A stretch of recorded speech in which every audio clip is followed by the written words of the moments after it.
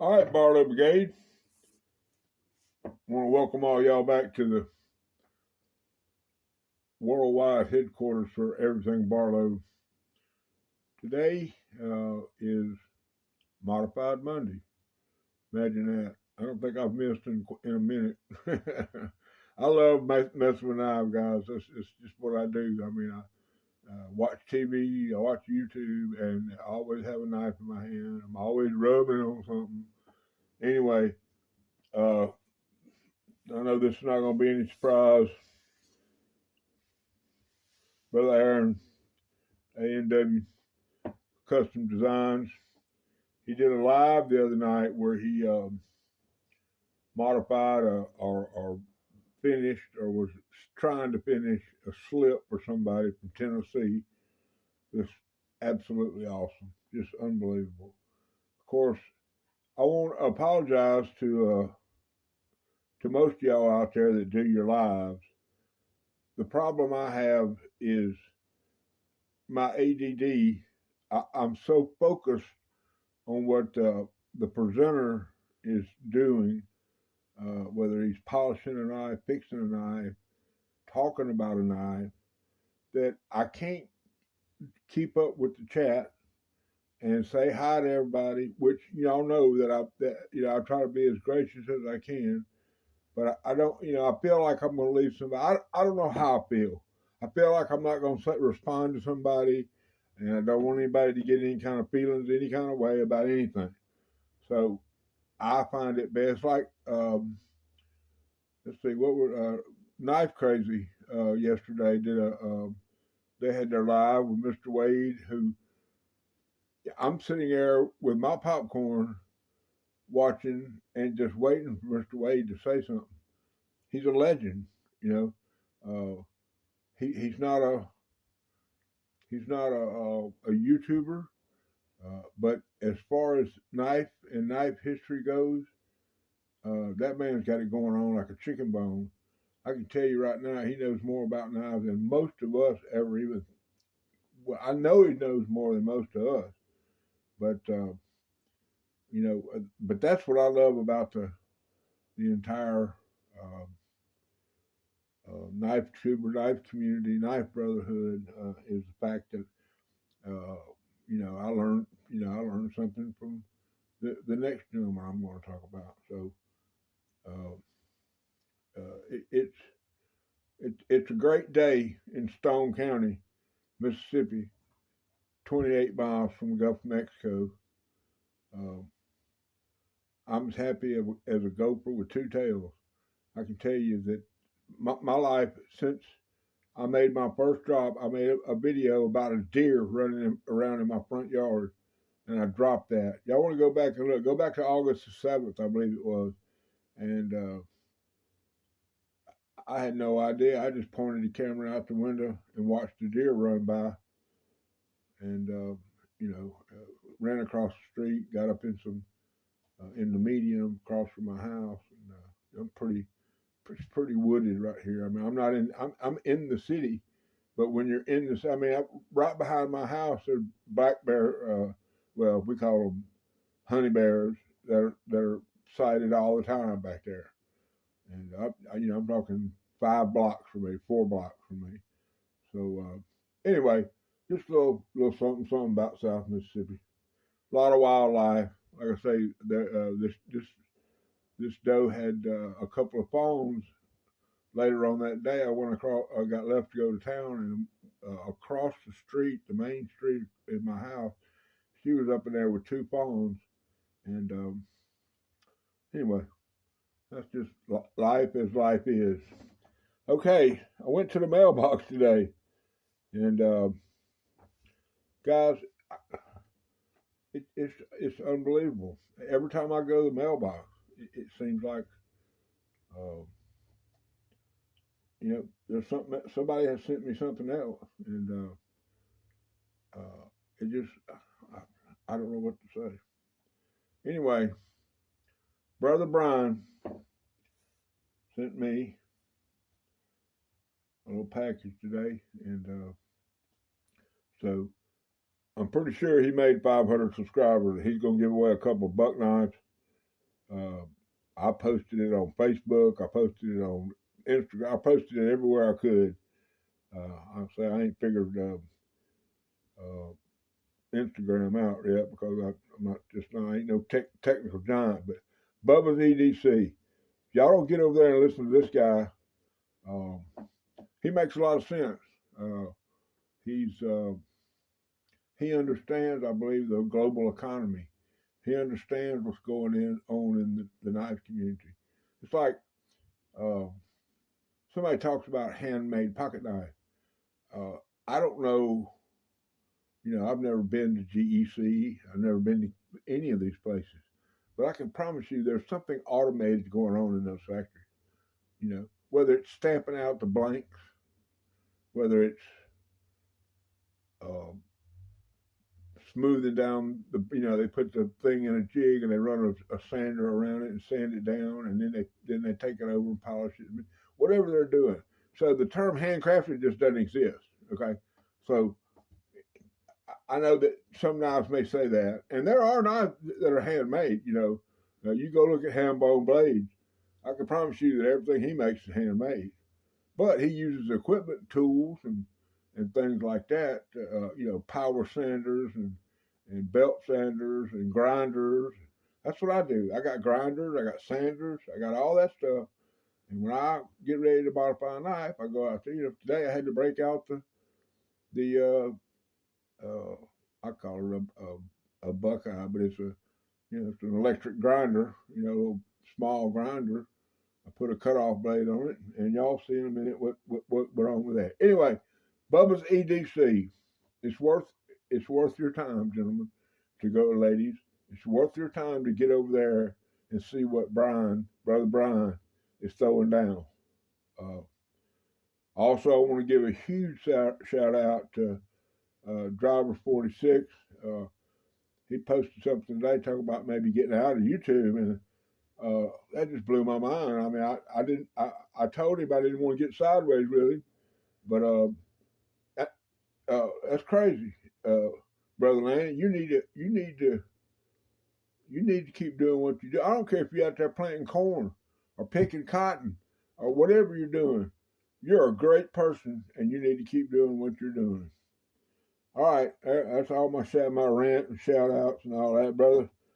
Brother Brian sent me a nice card. Got a little message in there telling me what's going on. I love you, brother. I'm glad that you've seen the light on where knives are made. I mean, I know you're a case collector. I get that, Brother Brian. I understand. I have no problem with that. Okay, well, he sent me a couple of knives, and one of them y'all probably saw. It was a little small trapper that he got. It wasn't a huge knife, but it was still a knife, and he sent me one. Oh Lord, my cat just knocked my phone off one of my props off my walker. I had to get over and retrieve it. Anyway, we're not here to look at a 1-inch knife that he sent me. Well, he did send me a knife, and it's a Rough Rider, which I'm a Rough Rider fanboy. But what he sent me was something I already had, and very graciously in his note, he told me if I had already had that one, take it and do with it as I please. So that's what I did. I went right down there to my knife family at Deep South Cutlery. I got in there where I fit in there, as Brother Stubbs would say. And Brother Seth hooked me up. First thing I picked out was a Congress, tater skin Congress. That thing was beautiful. And boy, I loved it to death. And then I saw this. Brown Stag Bone Rough Rider, normal magnet box. There's your part number. I have no idea what year it was made. Y'all know it's made in China. Doesn't matter where it was made. y'all to look at this. Just want you to look. Look at that, guys. They call it brown stag bone. I don't care what you call it. That thing's pretty right there. Ain't gonna be no problem putting this in my pocket. Big old deep canyon, jigging on that bone. Got the beautiful transfer of the color down to the bolsters. Got the R bolsters. A lot of people ain't happy with that R bolster, but you know what? It don't matter to me. All that means is when I pull my knife out, people know I'm carrying a Rough Rider. Got the Rough Rider shield. Y'all ready for this pile size? Oh yeah. Look at there, guys. Beautiful knife.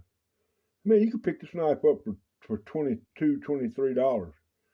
I mean, I think Brother Seth and them have it listed at about that, or maybe a little higher. I don't know, but you go in there and make a deal. I mean, these is gun-toting, God-fearing preachers down there. They'll make a deal. They want to make a deal. That's why they're there. So y'all need to get on, like Stubbs said, get in there where you fit in there. Got the double nail nicks. If I can get the dang thing. Oh, the beautiful clip blade. Rough Rider shield.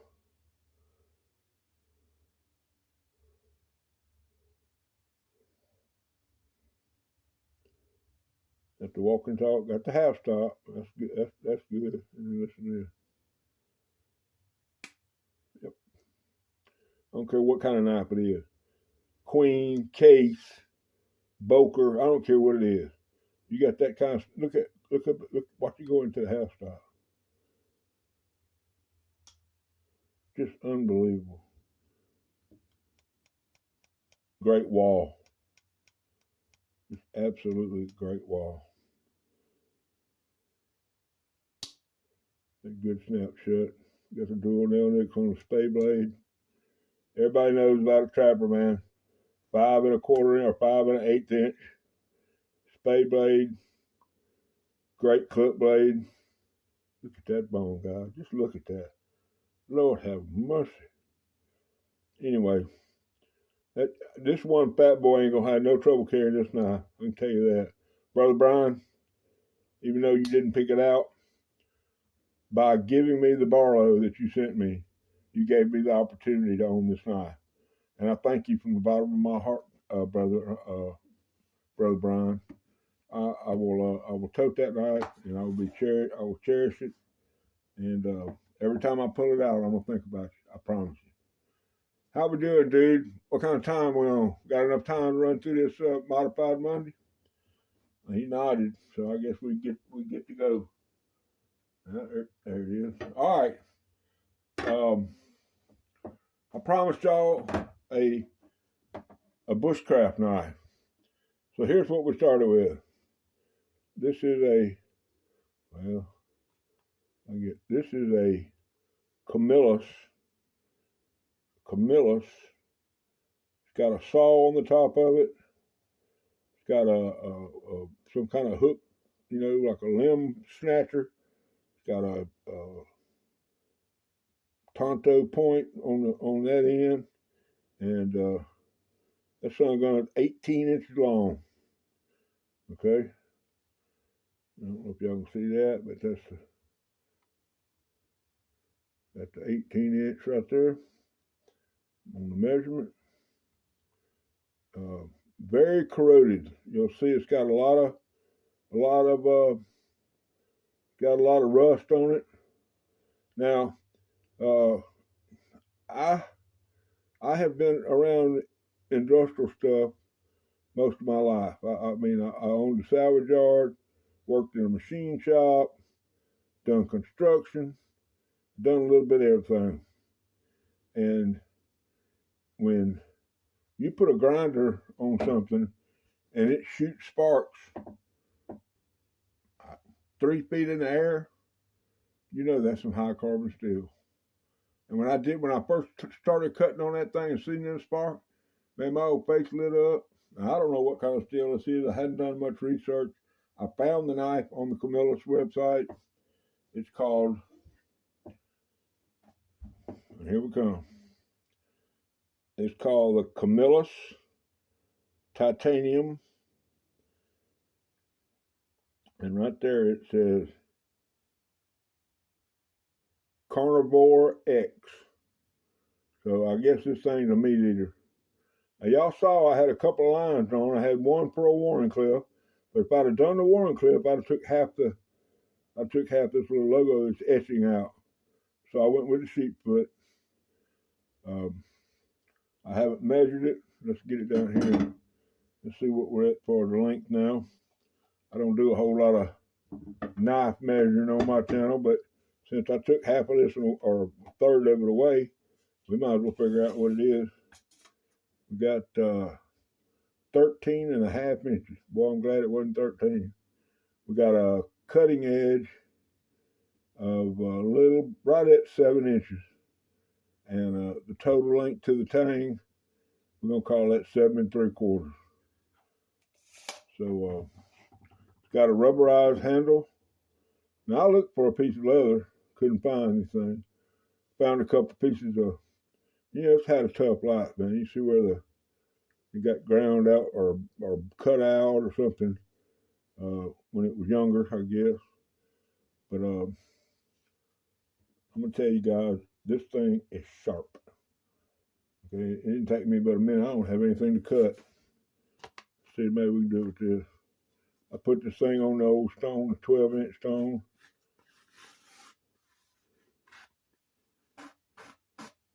Ran it through both sides, the rough and the medium.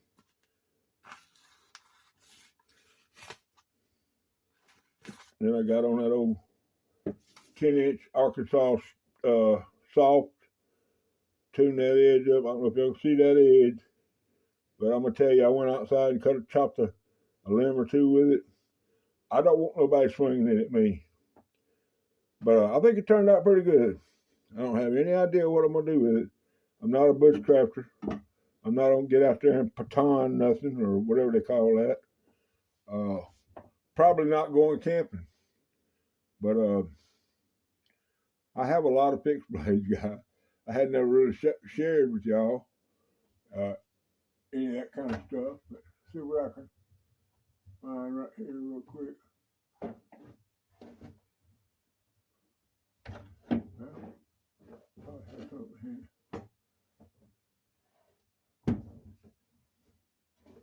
I'm up here in the attic of the locker. Look at this bad boy. This is called the Apache Warrior.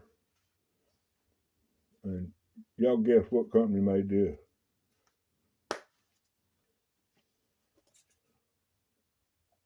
How's that for a big one? Huh? HT. How's that for a big one? Get that tang stamp in there. I don't want Brother Dan to it says Frost Cutlery, guys. Got that eagle shield. That great, that's called Frostwood, guys. That's patented by Jim Frost, or whoever owns the patents now. But anyway, I don't want to make this too long. We already had 18 minutes. But that was a couple of days of taking an old broke knife with a big old chip in it and turning it into something that I think is probably usable. Like I say, I don't know what I'm going to do with it. Might send it to Stan over there at Cutler, Stan's Cutlery Universe. He likes them big ones. Anyway, guys, Happy New Year. Please go and like and subscribe.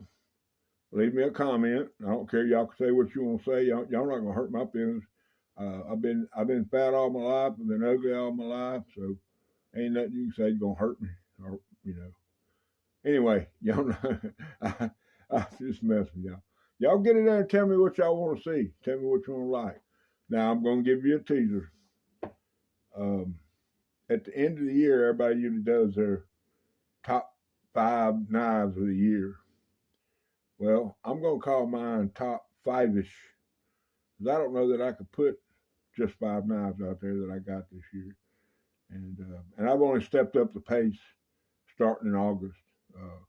I've always had a knife collection, but I've never got after it like I've been getting after it right now. So, Happy New Year, everybody. I will see y'all tomorrow with we'll call it Thoughtful Tuesday, because I'll be thinking about this all night, trying to pick out 5-ish knives that I want to share with y'all.